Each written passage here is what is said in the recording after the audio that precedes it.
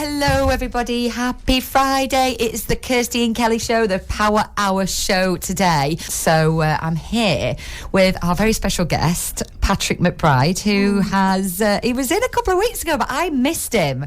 So do you know what? Synchronicities, as fate had it, he was in this morning anyway. So I said to Kelly, see if he wants to come on the show. So here he is. How are you, Patrick? I'm well, Kirsty. Thank you very much. Fabulous. We were just comparing hairstyles. Patrick's like, Kirsty, have you had your hair cut? And I'm like, no, it needs a cut, but I can't get into my hairdressers for the next 2 weeks. We've got similar hairstyles. Yeah. You're a little bit longer than me. Just a little bit, yeah. I might come and join Patrick's shaven head clan. Big bald. Yeah, is that what it is? Big bald. I love it.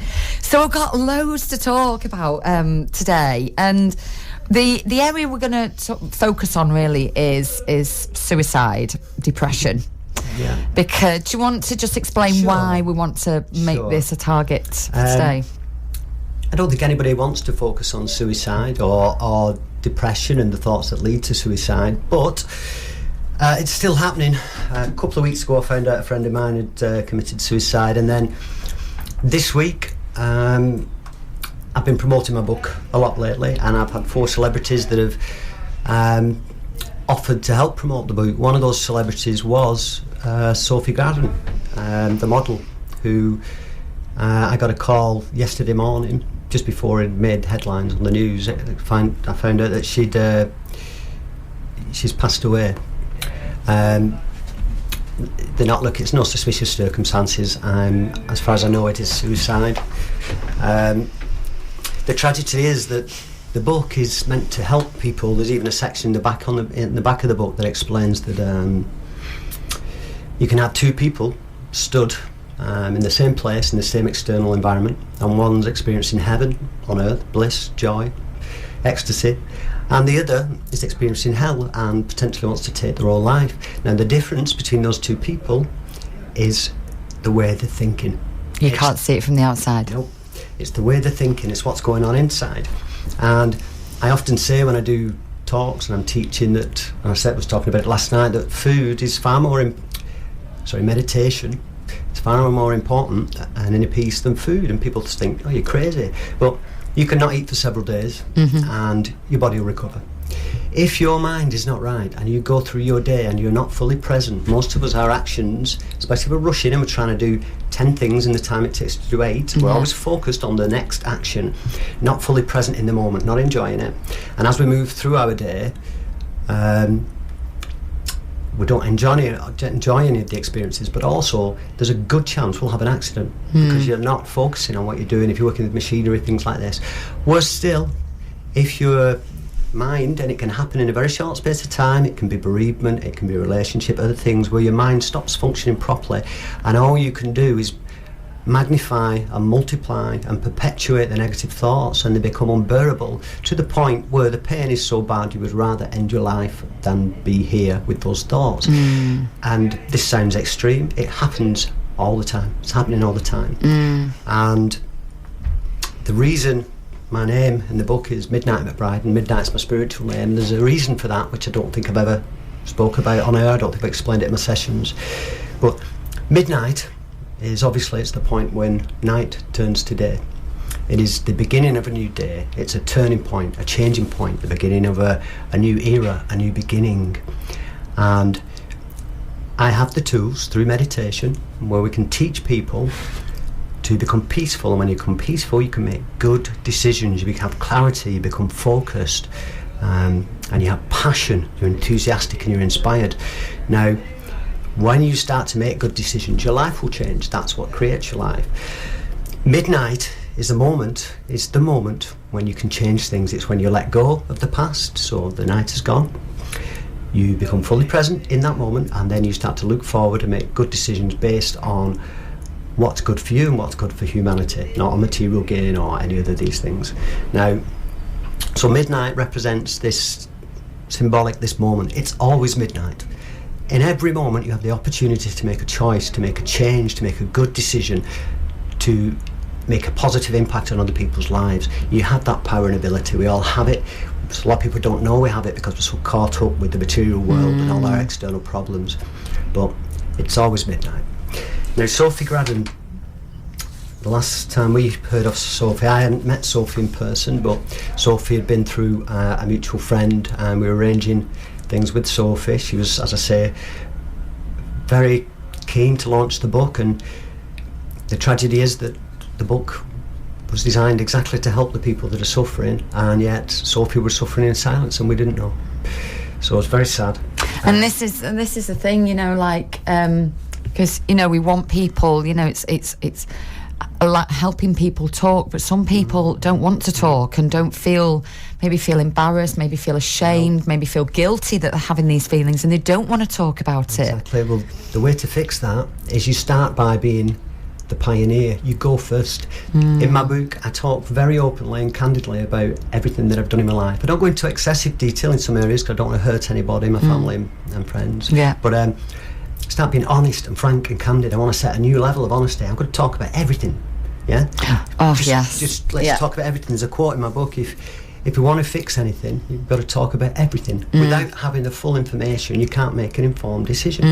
And it means that somebody's got to go first. So I'll be go the first. example. I will go first. Yeah. The only way to do things, to really show somebody something, is be the light, and it's to lead by example, which means being honest. So I openly admit that I had alcohol as a coping mechanism, that I took recreational drugs to excess for many years, that I was violent. I used to be a violent man, and that perhaps at times I wasn't very nice. I wasn't a nice person. All of those things are part of my evolution to get to this point. But what happens is when you go first, what you're doing is you're becoming vulnerable, and somebody's got to go first. You become vulnerable and open, and when you become vulnerable and open and people can see that you've gone out on a limb and you've taken that step first, people will resonate with you. Because you're being honest and open, people think, I thought I was the only one. I'm not the only one. You too, not just me. Midnight's just said that he's done all of these things. Oh, maybe he knows what he's talking about as well, because he's lived it. So you can have all the pieces of paper you like, but some people who teach things or educate people won't have experienced the full spectrum of emotions that are involved with the highs and lows of certain aspects of life. I've done a lot of them, if not all, you know, so I've been there. And when I talk to somebody and they can relate to me because I've experienced what they've been through, to arrive at this point, I've had to go through some quite dark times. And maybe that's why you've gone through what you've gone through, so that you can. I mean, there's no. If I hadn't have done these things, accidents. I'd have nothing to write about. If I hadn't have done these things, I wouldn't have had contrast, perspective, and then you evolve as a person. Because when you realise, when you become very aware, when you meditate, you become still and go into the gap and become quiet, and you realise the shape of your life, and you take a very honest look at the world in your life. Once you do that, then you become aware, and you inevitably want change, because our human nature is you want things to be pleasant, you want to be in bliss, and you want to experience joy. Beautiful. And I think, don't you think as well, you know, with how prevalent social media is in everybody's life, you know, I think everybody has some touch with social media, and you know that in itself can be a disease, because it's that comparison, and I've suffered from it hugely, you know, growing my first business, and you're seeing everybody's highlight reels, comparing it to your low light, and you know, it's just encouraging people to be real, share your vulnerability, which I have to say I struggled with to start with, because everybody was like, oh my goodness, Kirsty, you're such a strong, positive person, and I was like, how can I share my vulnerable side, you know, when people see this side of me and they don't see the other side of me? This is the magic. So difficult. When somebody does see the vulnerability bit, but also sees how positive you are, then it's a wow. Yeah. I say, in my book, you can start in the sewers and finish in the stars. To be truly remarkable, first you have to be truly terrible. In order to show the greatest growth, you have to start at the bottom. What did he say? Every master was once a disaster. Yeah. Before many major successes comes many major failures. Yeah. You know, that's how we do it. Fabulous. So there's hope for us all, really. So Patrick has written a beautiful poem. Just remind us of the name of your book, first of all. The book's called From Pills to Peace. I'd be surprised if anybody within a 20-mile radius doesn't know about it now. Yeah. I've been shouting it Good for you. Marketing, get it out there. I've been shouting about it. But the book it goes through different phases, but initially it takes a very honest look at the world, things we take for granted, that when we look at them with the right eyes are quite insane, really, some of the things that happen in our society. And then I take a very honest look at my life and I show what it was like before. It's very important. Somebody said, why don't you just write about meditation? Then you don't bridge the gap. You've got people that are struggling and I'm floating on a cloud. There's a gap between there. Yeah, and how can we connect? Need to see that the journey. I started at the bottom, and if I can do it, anybody can do it. Yeah. And it shows the transitions and stages I went through. For some reason we think that we're children and we get to sort of our 20s and we're grown up. We're constantly growing, evolving, changing, and a lot of people, certainly when they get into the 40s, will go through a significant shift, spiritual awakening, nervous breakdown, menopause, midlife crisis. You can call it what you like, but the fact is that there comes a point when the facade and your ego and all your possessions you become unhappy. You can't maintain the facade. It requires a lot of energy to pretend to be somebody you're not. Exhausting. It's the biggest relief in the world when you're honest and you open up, and then from that point forward there's no looking back. That change, that shift, it's coming to us all, and a lot of people resist it, and that's where it causes problems and disease. That's exactly disease, disharmony. That's when they become ill. If you do not express yourself, which a lot of young men don't, if you have emotions, the word expression, to express yourself, to express, is to separate pressure, remove pressure, release it. If you do not express yourself, if you do not release your emotions in your body and they stay trapped inside, they will manifest. And just like a pressure cooker, if you do not find a vent to express yourself, whether it's art, it can be poetry, it can be talking to somebody else, it can be singing a song. What I like to do is I drive the car on the radio, I'll put a song on and I'll make my own lyrics up. Yes! I can't believe you did that. I'm having such I won't swear, really bad day.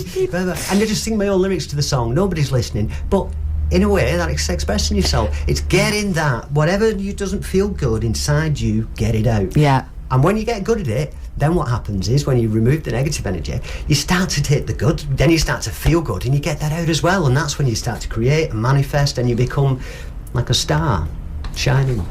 Yeah, and again, for me, I mean, I won't go into too much detail what happened this week, but I had a bit of a traumatic experience on Monday, and on Tuesday, my energy, I was speaking to Kelly on the phone, and my energy, I felt like I wanted to fight the world. I felt agitated. I just, I can still feel those feelings now.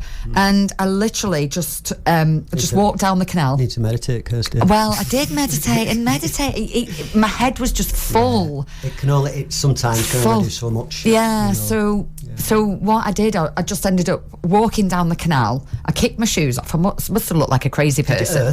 I did. Oh, right. I grounded myself, and I actually, because there was about not even half a metre of grass before the canal, and it was like a gravelly path. The grass was wet, dewy from the morning. I literally sat down on the grass, looking at the water, and just sat with myself, sat with my feelings, and if you had spoken to me, the Kirsty, about 3 years ago, I would have just cracked on with work. I would have gone, I'm fine, and cracked on, suppressed those emotions. But instead, because I've got some incredible people around me, it's like, feel those feelings, allow those feelings, allow yourself to feel them. And I was screaming. There was nobody about. I was screaming because I just had to get this energy out of me. It was horrible. Yeah. So, but again, if I didn't have people around me and I hadn't done the growth that I've gone through, I wouldn't know to do that. No. So how many people are in that situation with all that angst up feeling? This universe operates with the system, and it operates in harmony with the natural law. That means you do not resist anything. So if you have emotions, if you're angry, like a hot coal, you don't want to give it to somebody else. But there's lots of other ways of expressing it, which is what I'll get to in a minute about martial arts, which I thought would have time to talk about. So what we'll do, should we read the poem now, and then we'll put on some music? Let me just get some, let's see if we can get some appropriate music to put on afterwards. Okay. Let's put a bit of Leona Lewis on. I think that'd be quite nice. So this poem, I only wrote it last night. I'm not the most gifted poet, I don't pretend to be, but it certainly it's full of emotion anyway. And I posted it on social media I wrote it specifically for Sophie Graddon and her family, because in the poem there's a different message where you realise that although people are leaving us, we only have the perspective from this earth realm, and that maybe there's a higher calling. So Some angels walk this earth without their wings. They left them behind so that they could join us and sing. At first, lost and bewildered, they're puddled and confused by the way we treat each other and the fact we haven't got any food. They feel others' pains, sorrows and needs, wandering this world, trying to help and ease. They heal all they meet with a smile, spreading love, shining the light they brought from above. They lift up the planet and make our lives sweet. Like a star in the night, they're a beautiful treat.